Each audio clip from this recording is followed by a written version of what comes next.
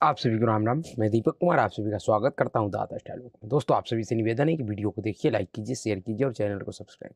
दोस्तों, जब उत्तर प्रदेश में मुलायम सिंह यादव और अखिलेश यादव के नेतृत्व वाली समाजवादी पार्टी यानी कि समाजवादी पार्टी का सरकार हुआ करता था, उस समय उस सरकार के शासन काल में उत्तर प्रदेश में जो कट्टरपंथी जिहादी दंगाई नेता या उनके समर्थक था, उसका तूती बोलता था। और तूती ऐसा बोलता था कि चाहे उसने कितना भी बड़ा संगीन अपराध क्यों न किया हो, उसके ऊपर कितना भी बड़ा गंभीर आरोप क्यों न लगा हो, लेकिन उन लोगों के खिलाफ कभी कोई मुकदमा नहीं दर्ज होता था थानों में। और अगर गलती से किसी प्रभाव के कारण, दबाव के कारण अगर उन लोगों के खिलाफ मुकदमा दर्ज हो भी जाता था, तो उनका प्रभाव ऐसा था समाजवादी पार्टी के सरकार में, सत्ता में और शासन में, कि उन लोगों के खिलाफ उत्तर प्रदेश के किसी भी अदालत में कोई कार्रवाई नहीं होता था। वर्षों तक सैकड़ों मुकदमा होने के बावजूद भी वो लोग छुट्टा घूमता था, उनका कोई बाल भी बाका नहीं कर पाता था। प्रभाव ऐसा था, समाजवादी पार्टी और उनकी सरकार का ऐसा संरक्षण प्राप्त था, उत्तर प्रदेश में हाई कोर्ट का जज भी उनके मुकदमे को सुनने से इनकार कर जाता था। कई सारे ऐसे नेता हैं जिसमें आप मुख्तार अंसारी, अतीक अहमद,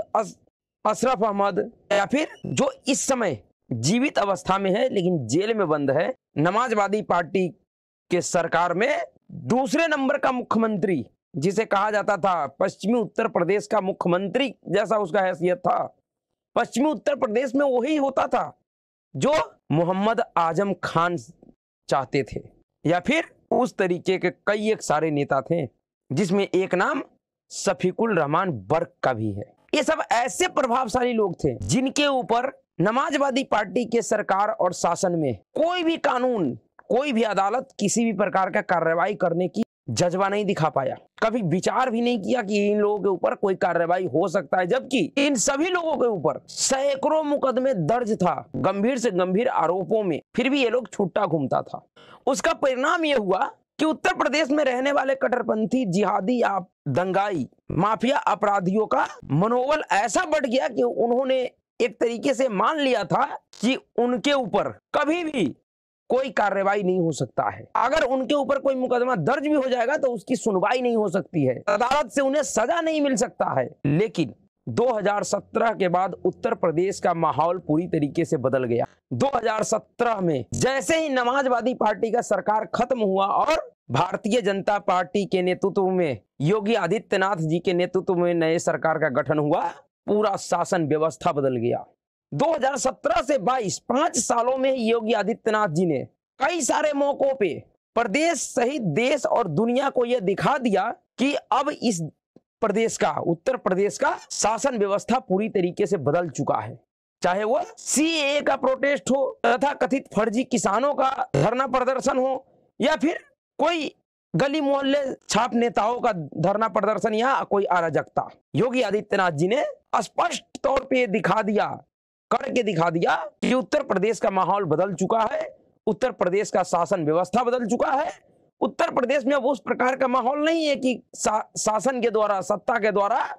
किसी माफिया या दंगाइयों जिहादियों को संरक्षण दिया जाएगा। जितने भी बड़े बड़े दंगाई थे, जिहादी थे,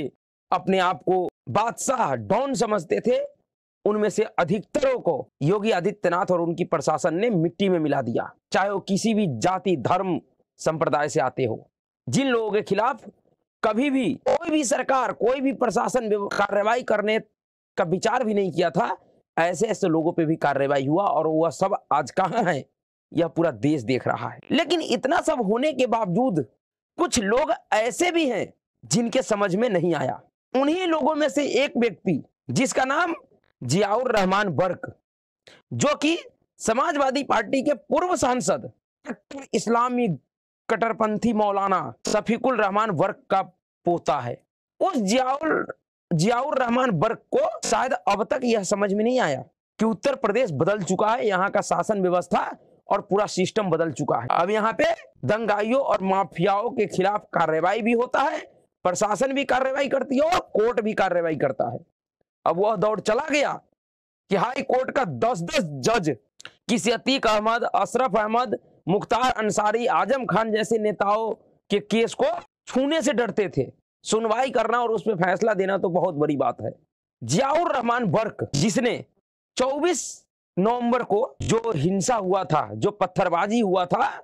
संभल में, जिस संभल क्षेत्र से वो सांसद है उसी क्षेत्र में उसका घर भी है। उसी संभल में जो हरिहर मंदिर और शाही जामा मस्जिद का जो विवाद चल रहा है, उसी विवाद में जब उस शाही जामा मस्जिद का सर्वे करने गई थी सर्वे टीम, जिला अदालत के आदेश पे उन सर्वे टीम के ऊपर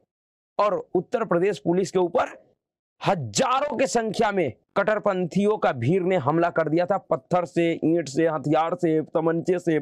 जो भी उनके पास मिला उन सभी चीजों से हमला कर दिया। नतीजा, उसमें 5 पत्थरबाज मारे भी गए। उस घटना के बाद जांच में यह पता चला कि उस घटना से पहले, यानी 24 नवंबर से पहले, जियाउर रहमान बर्क, जो कि सांसद है, शफीकुर रहमान का पोता, उसने उस जगह पे जाके षड्यंत्र रचा था, हिंसा का, दंगा का। उसने वहां पे कट्टरपंथियों को इकट्ठा करके, पत्थरबाजों को इकट्ठा करके प्रदेश भर से बुला बुला कर इकट्ठा करवाया और उस सबको भड़काया और यह कहा कि सर्वे की टीम आएगी तो उसके ऊपर इस प्रकार से हमला करना है, और वो हमला हुआ। यानी कि उस पूरे हमले का जो मास्टरमाइंड है, साजिश करता है, उसके तौर पर उत्तर प्रदेश पुलिस ने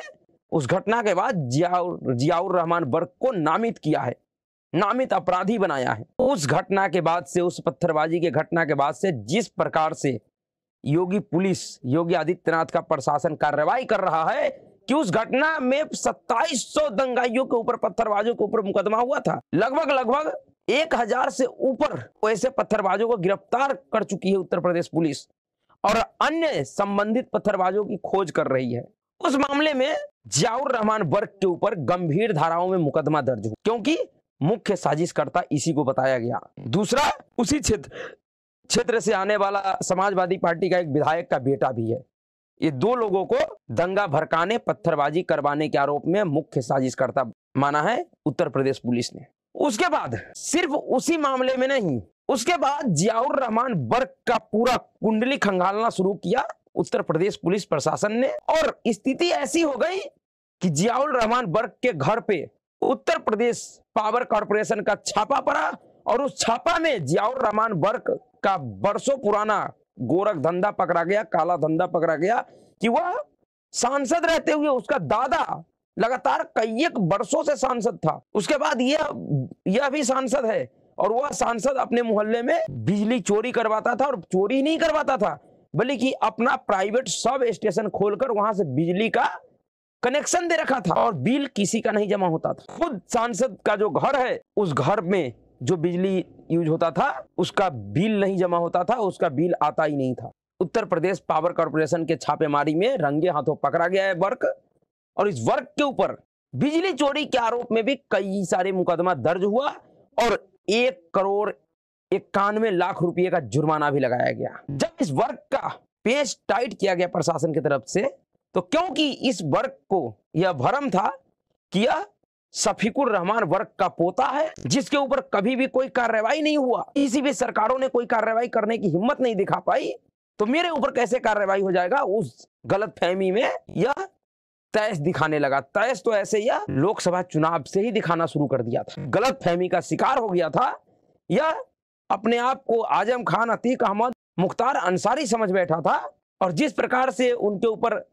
सैकड़ों मुकदमे दर्ज होने के बाद भी वह सब छुट्टा घूमता रहा, ऐश मौज करता रहा और समाजवादी सरकार का संरक्षण प्राप्त था। इसको ऐसा लगा कि मुझे भी उसी प्रकार का संरक्षण मिलेगा, मेरे ऊपर भी कोई हाथ नहीं डाल सकता है कोई भी सरकार। लेकिन उस घटना के बाद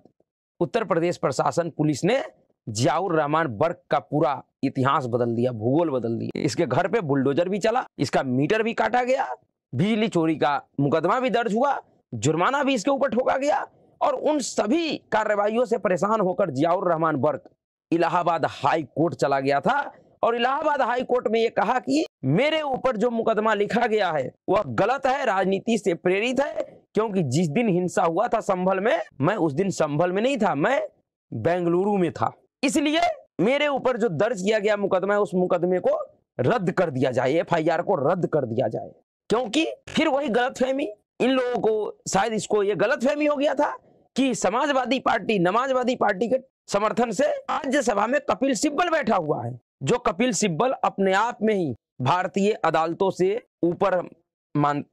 जो कपिल सिब्बल अपने आप को इस देश के अदालतों से ऊपर मानता है और पूर्ववर्ती न्यायाधीशों के समय तक, खास करके चीफ जस्टिस DY चंद्रचूड़ के 2 सालों के शासनकाल में यह दिखा भी है कि वाकई कपिल सिब्बल, अभिषेक मनु सिंघवी या इस तरह के कुछ लोग हैं, वकील है, वह हमेशा यह साबित किया है कि उनके सामने सुप्रीम कोर्ट का और जजों का कोई हैसियत नहीं है। वो जब जैसे चाहते थे उस प्रकार से फैसला करवा लेते थे और हो जाता था। यह देश ने देखा है। शायद जियाउर रहमान बर्क को भी यही भ्रम था कि यह भी अपने हिसाब से कोर्ट में फैसले लिखवा लेगा, अपने पक्ष में फैसले करवा लेगा, क्योंकि इनके पास एक बड़ा भीड़ तंत्र है। उस भीड़ तंत्र के जरिए यह जजों को प्रभावित कर देगा, धमका देगा, डरा देगा, जैसे पूर्व में होता रहा है। लेकिन जियाउर रहमान बर्क का यह भ्रम टूट गया कल, और इलाहाबाद हाई कोर्ट ने इसके याचिका को खारिज कर दिया और यह कहा है कि क्योंकि इसके ऊपर जो मुकदमा दर्ज है वह इतने गंभीर है कि उस मुकदमे को रद्द नहीं किया जा सकता है, लेकिन क्योंकि वह आरोप साबित होने पर इसको सिर्फ 7 साल तक का अधिकतम सजा हो सकता है, इसलिए इसको गिरफ्तार भी नहीं किया जाएगा। फिलहाल जियाउर रहमान बर्क को प्रशासन गिरफ्तार नहीं करेगी और जियाउर रहमान बर्क को कहा गया है कि जब भी प्रशासन जांच में सहयोग करने के लिए बुलाए आपको जाना होगा। यानी कि जो जियाउर रहमान बर्क अपने आप को दिने इलाही समझता था, वह जियाउर रहमान अब थाने का चक्कर काटेगा। जिस समय पुलिस कहेगा, IO कहेगा, इन्वेस्टिगेशन ऑफिसर, उस समय जियाउर रहमान बर्क को थाने जाकर सहयोग करना पड़ेगा, जांच में अपना बयान दर्ज करवाना होगा। नहीं तो अदालत का यह भी आदेश है कि अगर पुलिस के नोटिस के बावजूद, IO के नोटिस के बावजूद भी अगर जियाउर रहमान बर्क नहीं सहयोग करता है, नहीं जाता है अपना बयान दर्ज कराने, तो फिर पुलिस इसको गिरफ्तार कर सकती है। यह जो इलाहाबाद हाई कोर्ट का आदेश है, यह अपने आप में एक बड़ा संदेश है उत्तर प्रदेश के लिए। उत्तर प्रदेश में रहने वाले उन दिग्भ्रमित कट्टरपंथी दंगाई जिहादियों और उनके आकाओं के लिए, जिनके मन में यह भ्रम था कि उनके ऊपर कोई कार्रवाई नहीं हो सकता है। शायद जियाउर रहमान बर्क यह भूल गया कि उत्तर प्रदेश का शासन व्यवस्था बदल गया है। अगर उसने सिर्फ आजम खान को ही देख लिया होता, आजम खान की परिस्थिति को देख लिया होता, तो भी वह इस प्रकार का भूल नहीं करता जैसा साजिश उसने संभल में किया है। सांसद होने का ऐसा घमंड था इस व्यक्ति के अंदर कि इसने सोचा कि क्योंकि मैं शफीकुल रहमान बर्क का पोता हूं, पहले ही बार मैं सांसद बन गया हूं, मैं कुछ भी करवा सकता हूं। मेरे पास एक भीड़ तंत्र है जिसके जरिए मैं इतिहास रच दूंगा। दरअसल संभल का यह हिंसा जियाउर रहमान बर्क, दरअसल संभल में जो ये हिंसा करवाया गया था, उससे जियाउर रहमान बर्क एक संदेश देना चाह रहा था योगी आदित्यनाथ को कि मैं बहुत बड़ा दादा हूं, मुझसे मत टकराना। यह सीधे सीधे एक चुनौती था उत्तर प्रदेश प्रशासन को, उत्तर प्रदेश के शासन को। यह सीधे सीधे एक चुनौती था उत्तर प्रदेश शासन और प्रशासन को। जियाउर रहमान बर्क योगी आदित्यनाथ जी के शासन को इस हिंसा के माध्यम से यह एहसास करवाना चाह रहा था कि उसके पास एक बड़ा जन समर्थक है, भीड़ तंत्र है, पत्थरबाजों का गुट है, जिससे वह कुछ भी कर सकता है उत्तर प्रदेश में। लेकिन जिस प्रकार का जवाब शासन और प्रशासन की तरफ से आया है, वह जवाब जियाउर रहमान बर्क सहित उनके आकाओं तक को भी यह संदेश दे दिया कि अपने मन में किसी प्रकार का कोई भ्रम मत पाल लेना। जब तक उत्तर प्रदेश में योगी आदित्यनाथ का शासन है, तब तक पूरे देश में एकमात्र उत्तर प्रदेश का मुख्यमंत्री है जिसके किसी भी कार्रवाई पे देश का कोई भी अदालत कभी भी कोई रोक नहीं लगा पाया है, न उसे कभी गलत ठहरा पाया है, कभी इस बात के लिए कहा हो कि आपने यह कार्रवाई गैर कानूनी तरीके से किए हो, कभी नहीं। किसी भी कार्रवाई पे कुछ माननीय मिलोड मीडिया को खबर देने के लिए, सुर्खियां बटोरने के लिए कुछ अलूल जलूल टिप्पणी तो जरूर किए हैं, लेकिन उन्होंने भी अपने किसी भी फैसले में ये नहीं लिखा है, लिख कर नहीं दिया है कि उत्तर प्रदेश की सरकार, योगी आदित्यनाथ जी के नेतृत्व वाली सरकार, यह काम असंवैधानिक रूप से किया है, गैर कानूनी रूप से किया है, कभी भी नहीं। इलाहाबाद हाई कोर्ट का जो ये फैसला है, यह कल्पना से परे था। कोई कल्पना नहीं कर सकता था कि जियाउर रहमान बर्क जैसे लोगों के खिलाफ इस तरीके से फैसला आ सकता है, क्योंकि इस प्रकार का कभी कोई उदाहरण नहीं है पूर्ववर्ती सरकारों के दौरान पिछले 2-3 दशकों का। जिस आजम खान पे 106 मुकदमे था, वह आजम खान बड़े लाव लश्कर से उत्तर प्रदेश प्रशासन के संरक्षण में खुला छुट्टा घूमता था, आदेश देता था, उसके आदेश का पालन होता था। लेकिन जब सत्ता और सिस्टम बदला तो उन्हीं मुकदमों में आज वह आजम खान सीतापुर जेल में अपना दिन और रात काट रहा है। इतने मुकदमे हैं, उन मुकदमों में इतनी तेजी गति से कार्रवाई हो रहा है कि सभी मुकदमों में अगर इसको सजा हो जाएगा जो कि होना है, तो आजम खान का यह जन्म भी पूरा नहीं पड़ेगा उन सजा को काटने के लिए। जेल से बाहर आना तो बड़ी दूर की बात है। वही स्थिति अब नई नई सांसद का जो नशा चढ़ा था जियाउर रहमान बर्क के ऊपर होती हुई दिखाई दे रहा है। देखिए आगे इस जियाउर रहमान बर्क का और इनके संरक्षकों का क्या होता है। कल तो उस शाही जामा मस्जिद का सर्वे रिपोर्ट भी अदालत में जमा हो गया है और खबर ऐसा है कि जिस प्रकार का आश्चर्यचकित करने वाला रिपोर्ट, जो सच्चाई काशी विश्वनाथ के सर्वे रिपोर्ट में आया था, ज्ञान वापी परिसर का सर्वे रिपोर्ट में जिस प्रकार का खुलासा हुआ था, ठीक उसी प्रकार का खुलासा इस रिपोर्ट में भी किया गया है कि मस्जिद के अंदर मंदिर का प्रमाण मिला है। शंख, गदा, चक्र, इन सभी चीजों को प्लास्टर करके छुपाया गया है दीवारों में, जो जिसका खुलासा इस सर्वे रिपोर्ट में किया गया है। जिस दिन ये सर्वे रिपोर्ट सार्वजनिक होगा, उस संभल में भूचाल आ जाएगा। संभल का मामला ऐसा बन गया है कि एक प्रकार से समझिए कि संभल में इस बार समाजवादी पार्टी का जो ये कट्टरपंथी राजनीति है, इस राजनीति के ताबूत में आखिरी कील ठुकेगा उसी संभल में, उसी हरिहर मंदिर में। तथाकथित समाजवाद के नाम पर जो यह घोर सांप्रदायिक मुस्लिम तुष्टीकरण का जो एजेंडा चलाकर रखा गया है पिछले 2-3 दशकों से इस देश में, उस एजेंडे के ताबूत में आखिरी कील संभल में ही ठुकेगा भगवान विष्णु के कल की अवतार से। अभी के लिए इतना ही। अगर आपको वीडियो अच्छा लगा हो तो वीडियो को लाइक कीजिएगा, शेयर कीजिएगा और चैनल को सब्सक्राइब कीजिएगा। नमस्कार।